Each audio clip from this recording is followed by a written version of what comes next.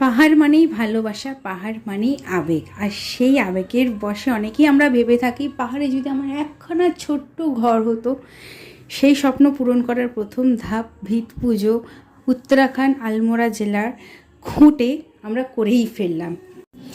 কিভাবে উত্তরাখণ্ডে জমি কিনতে হয়, দেখতে হয়, মানে জেনুইন কিনা, তোমার নামে আদৌ হবে কিনা, কিভাবে জানতে হয়, সব ডিটেলস আমরা আস্তে আস্তে তোমাদের সাথে শেয়ার করব বিভিন্ন ভিডিওর মাধ্যমে।